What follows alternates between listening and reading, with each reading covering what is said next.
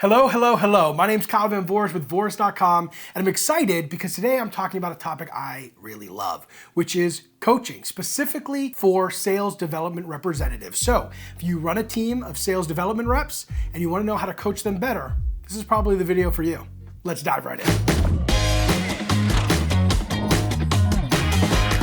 All right, so before I share with you the different types of coaching and what I find to be the most effective at getting SDRs to improve their skills quickly, I think it's first important to discuss why coaching is important for SDRs specifically, because it's a little bit different than other roles. The first reason is SDRs are typically earlier in their career, and when you're earlier in your career, learning skills and professional development is really impactful. Number two, cold outreach is difficult. When you cold call, send cold emails, a lot of rejection, it can be taxing. So having consistent guidance throughout the role is really important to increase the longevity of the reps that you're hiring. Number three, as you keep coaching reps, they typically do better.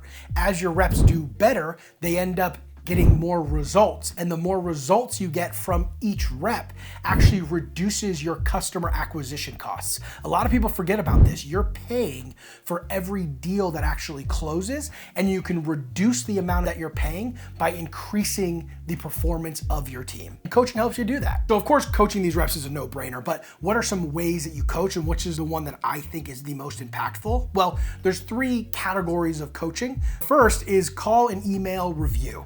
So this is when you would listen to a call recording with the reps, or you'd pull up one of the emails that they plan on sending out, and you break down what they could have done better. This has a really big impact, and you should be doing this as often as you can to give reps specific feedback on calls where they encountered something that they struggled with. Second one here is skills coaching. So specifically skills, tactics, techniques that you're training the reps to do that is going to help them improve their performance. So an example of this might be how to overcome a brush off. It might be a script that you're trying to implement. It could even be a type of email that you want them to send out. These are actual skills that you're almost teaching in lecture format to help improve the performance of the reps by adding new tools to their tool belt. Number three, and spoiler alert, this is the one I think is the most impactful. It's live coaching. I used to call this floor coaching before COVID when everybody was in the office. So if your team is in the office, you could call it that.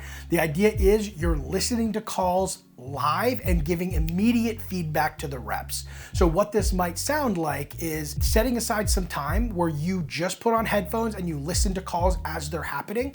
And right when the rep encounters a challenge, you're either messaging them on Slack or you're waiting till right after the call to give them the feedback. The reason why this is the most effective type of coaching, at least in my experience, is because it's giving the rep what they need to do better in the moment that they actually need it. So they can easily make the connection of the experience that they had and how to solve whatever the blocker was that prevented them from being able to book that meeting for an SDR. And being able to make that connection incredibly quickly and on the fly allows them to execute it quickly as well. So let me give you a real example of this. I was doing an on-site training for a company that had 17 SDRs. And part of the training is I was actually going around the floor and listening to them live making cold calls.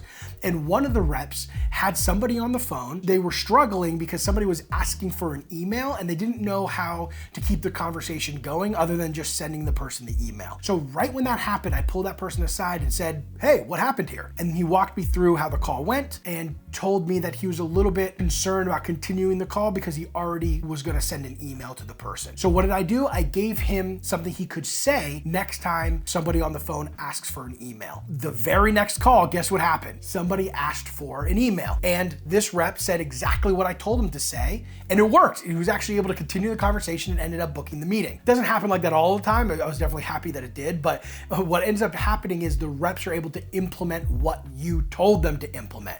And that is incredibly important, and that's why live coaching, in my opinion, is the most impactful. Coaching SDRs is extremely important, and by having different ways that you coach, you add variety to your coaching program, and that variety keeps things interesting. interesting. The truth is the SDR role can be repetitive. It can also be difficult. There's a lot of rejection and it can be challenging to keep your head up when times are tough. By having a strong coaching program, your reps are going to feel that growth that they need in order to be confident about their own progression throughout their career, but also they're going to see themselves improve.